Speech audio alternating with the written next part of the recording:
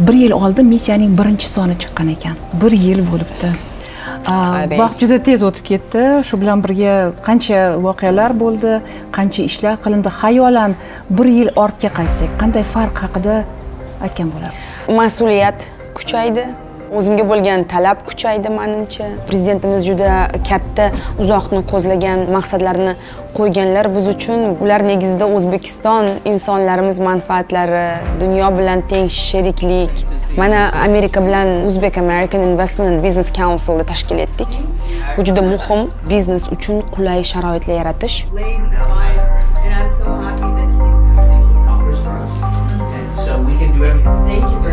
Juda ko'p katta kompaniyalar bilan uchrashdik. Amerika biznesning eng katta akulalari kelishdi desam bo'ladi.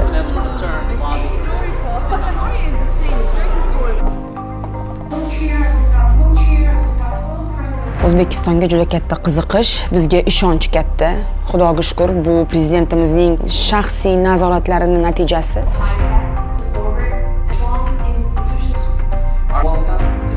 Amaliy natijalarga erishadigan bosqichdamiz. 2030-yilga qadar sanoat ishlab chiqarish hajmini 2 barobarga oshirish, yiliga 35 milliard dollar investitsiya jalb etishni maqsad qilgan hozirgi kunda O'zbekiston. Shunga erishish bizning ishimiz, KPI'imiz. Kengashimizni janob Gor bilan birga ochdik. Bu Amerika prezidentining juda ham yaqin odami va shu insonni tayinlanganligi kengashimizga Amerika tarafidan raislik qilish bu juda katta ishonch. You had all kinds of world leaders attending the Board of Peace meeting. And that evening President Trump called me and he goes, "You wouldn't believe who came." I said, "Who?" He goes, "The president of Uzbekistan was here." Dunyo yetakchilarining ko'pchiligi Tinchlik kengashi yig'ilishida ishtirok etgan edi. O'sha kecha prezident Tramp menga qo'ng'iroq qilib, "Sen ishonmaysan bu yerga kim kelganini" dedi. Men kim deb so'radim, u esa bu yerga O'zbekiston prezidenti keldi deb javob berdi. U O'zbekiston rahbari kelganidan juda hayajonlangan edi. Men bu hikoyani sizlar bilan baham ko'ryapman, chunki u juda ahamiyatli. O'zaro kimyo, ya'ni bir-birini yaxshi tushunish va uyg'unlik bo'lsa, kuchli munosabatlar shakllanadi. Prezidentlar ilk uchrashganlaridanoq o'rtalarida samimiy bog'lanish paydo bo'ldi. Ba'zan shunday bo'ladi va bu juda katta ahamiyatga ega. Shuning uchun bugungi kunda bunday noyob imkoniyat mavjud. Nafaqat bu ikki tomonga manfaatli bo'lgani uchun, balki yetakchilarimiz bir-biriga chindan ham hurmat va iltifot bilan munosabatda bo'lgani, yaxshi chiqishib ketayotgani uchun ham. Aynan shu omillar munosabatlarimizni yangi bosqichga olib chiqadi. And so it's something that will take this relationship to the next level. Bugun ishga tushirilgan bo'lsa ham jarayon ketdi bir necha oy davomida. Qanchalik sezildi yangi mexanizm samarasi? Albatta sezilyapti. Samarasi ham bor, aniq mexanizmlari ham bor. Kengash vakillari har bir kompaniya bilan aloqa o'rnatgan. Kompaniyalarda qanaqa nima savollar tug'ilsa, ular joyida Amerikada turib hamma masalani yechishga yordam beryapti. Jarayon ketyapti. Albatta jarayon ketyapti. Jarayon boshladi. O'sha natija ham bor. Bizda bu yil kamida 5 milliardli investitsiya va savdo loyihalari amalga oshiriladi. Bu raqam hech qachon bo'lmagan.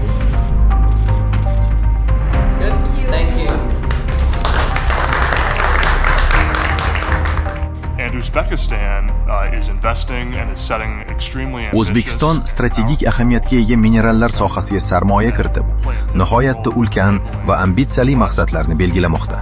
Bu esa barcha ittifoqdoshlarimiz hamda hamkorlarimiz o'zlarining qayta industriallashuv bo'yicha maqsadlarga erishishida hal qiluvchi ahamiyatga ega. Shu bois O'zbekistonning biz bilan hamkorlik qilishga bo'lgan qiziqishi va sherikligi nihoyatda qadrlidir.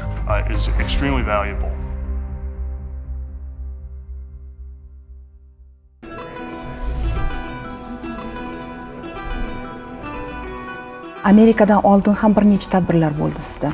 Xalqaro darajada O'zbekistonda juda ko'p tadbirlar. Shularni eslaganda yana bitta gapingiz yodga kelyapti. Menimcha darrov eslaysiz. Qani? Insoniy birodarlik aynan shunday ko'riladi. Sokinlik va tom ma'noda kimga ishonib, kimning ovozini eshitib, kimnidir hech qachon chetga surib qo'ymaslik orqali shakllanadi. Abu Dhabi.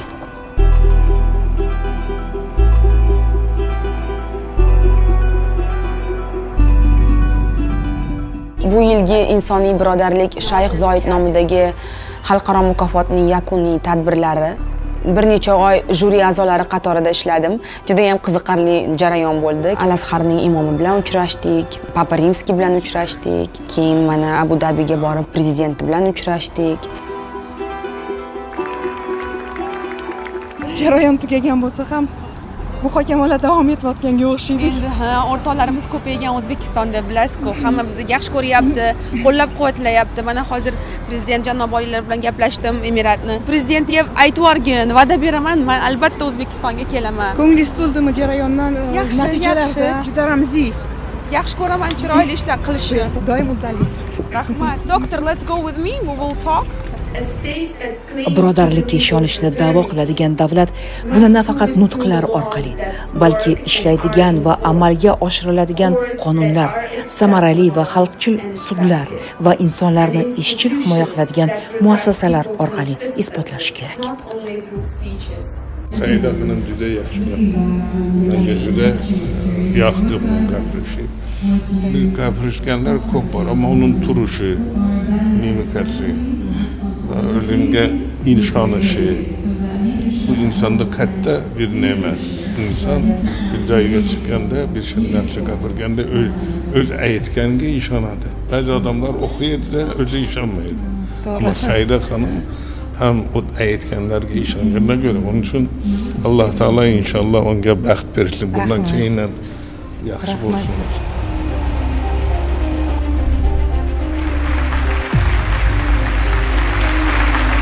O'zbekistonda biror bir ayol davlat va jamiyatning e'tiboridan hech qachon chetda qolmaydi. Xalqaro ayol sudyalar kuniga bag'ishlangan uchrashuvda juda bir emotsional, yurakdan gapirgan edingiz. Chunki yurakdan o'tadi-da bu masalalar. Albatta. Har bir ayol shuni bilsinki, uni jimgina zulmga chidashga hech kim majbur qila olmaydi. Har bir bola xabardor bo'lsin.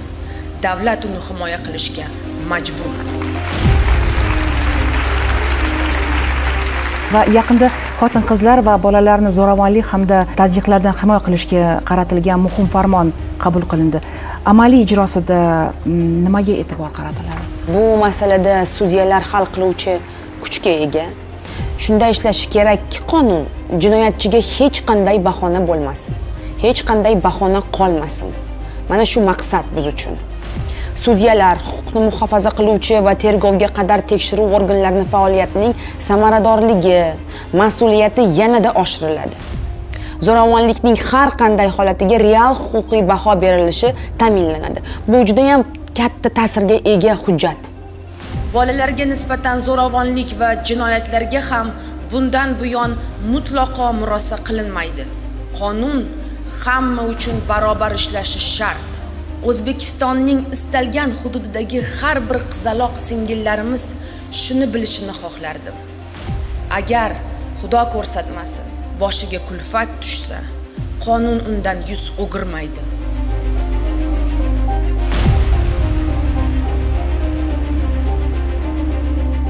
Biz prezidentimizning oldilariga shu sud masalalari bo'yicha o'rinbosarim bilan birga kirdik, Nadira Jalolovna bilan. Prezidentimiz eshitishlari bilan qo'llab-quvvatladilar. Albatta bu juda ham kerak hujjat. Endi ijrosini ta'minlash juda ham muhim. Va shunga urg'u berdilar.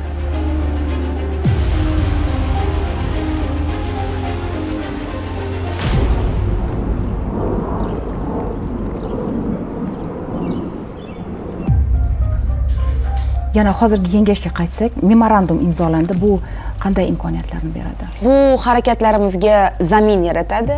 Hamma narsani yagona tizimga aylantiradi. Kengashdan tashqari qator davlat arboblar bilan uchrashuvlarimiz bor. Ular bilan ham ko'p muzokaralar, kelishuvlar, ish ko'p xullas. Ertalab soat 8 dan boshlanib, kechqurun 9 gacha uchrashuvlarim. Keyin shundan keyin uchib ketaman. Yana ishga.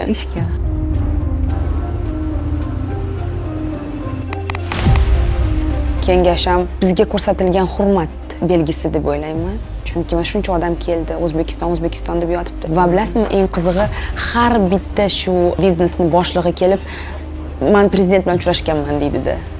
Har bittasi bilan uchrashib chiqqanlar. Ishontirishga harakat qilganlar har bittasini. Har bittasi mana men kecha O'zbekistondan keldim, mana 2 hafta oldin O'zbekistonga bordim, yana 2 hafta O'zbekistonga boraman. O'zbekiston bilan mana shunaqa. Bu faqat mehnat ekanda.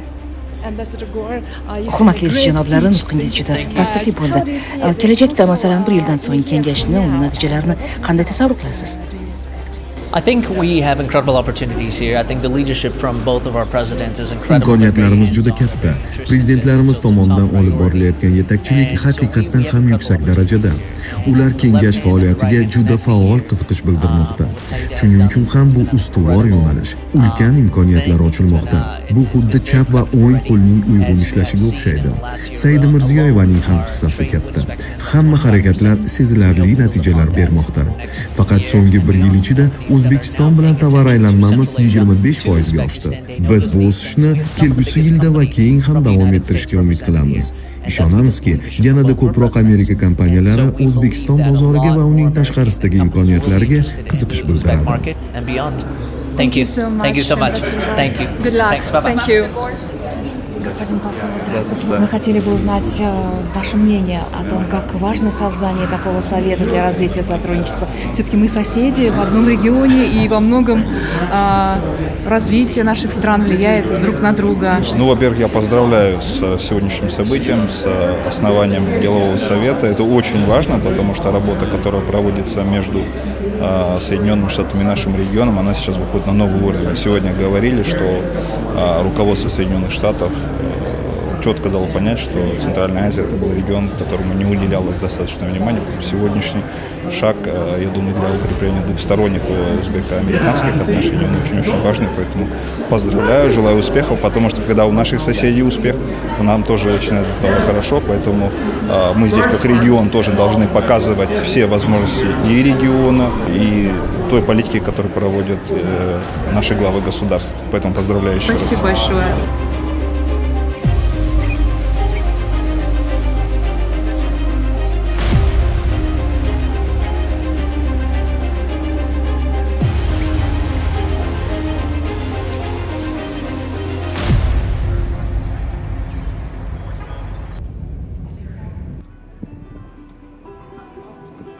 Inson agar o'ziga maqsad qo'ysa, maqsad bora intilsa, erishish oson ekan. Faqat shu O'zbekistonimiz tinch, osmonimiz musaffo. Alloh o'zi qo'llab-quvvatlasin yurtimizni, xalqimizni.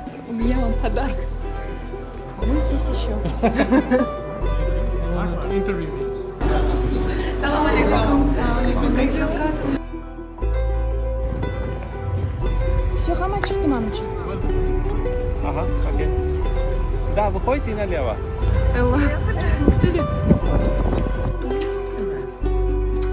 Bir yil bo'libdi. 8-aprelda chiqqan edi birinchi выпуск o'tgan yili.